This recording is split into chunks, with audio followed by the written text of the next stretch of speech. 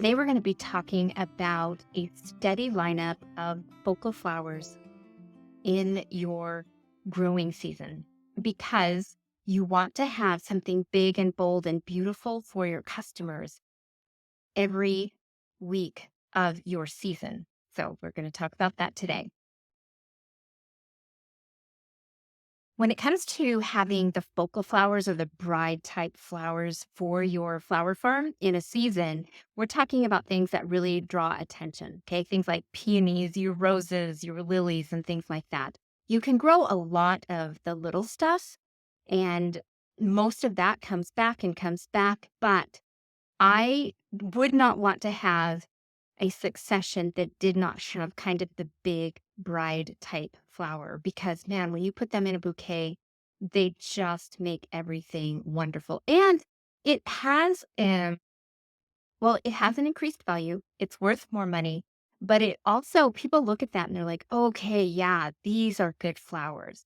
And I'm not saying I don't love the little ones. I really do love the little ones. My favorite thing to do is to play with all the leftovers and all of the little things to see what I can create, what little unique bloom or vase or arrangement that I can actually put together. For me, being a northern grower, it's pussy willow. Now that is not a bride type flower, but in the winter season, I can literally harvest pussy willow and have bundles of pussy willow. And that goes perfect with the holiday of Easter. So that's where I can sell a lot of pussy willow and also curly willow.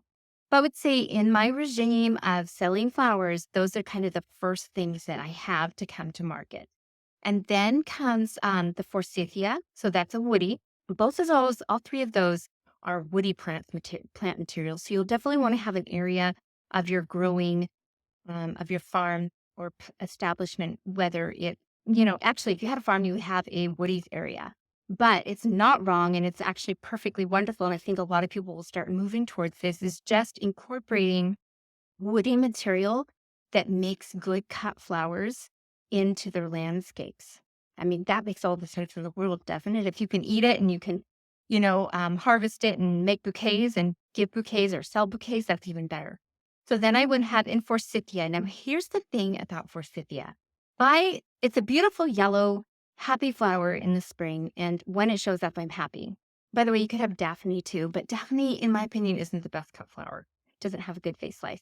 Um, so forsythia is nice, but I do not grow forsythia for the blossom at all. In fact, I rarely pick it for the blossoms. I might do a few bundles for to mix into mixed.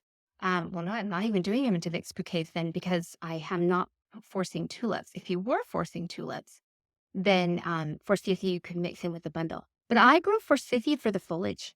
Okay, I love forsythia foliage, and when you get later in the season, forsythia foliage acts a lot like a eucalyptus. No, oh yeah, kind of a eucalyptus. But it will stay out of water for quite a while and look good. So if you are doing weddings or anything like that, forsythia is absolutely your foliage for that.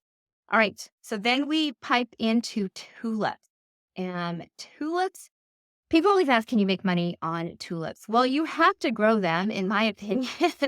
People might say that you don't have to grow them, but it is the one thing that's going to get you into market the soonest. It's going to get your farm woke up and you're going to be making sales. And if you force those tulips in a greenhouse, you'll even have them sooner.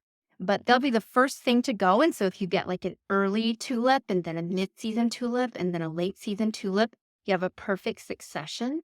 Because if be careful, because if you order 30,000 tulips, that's a lot. That is so much. And they come on kind of fast and furious, especially depending upon if you're going to have a hot season or not.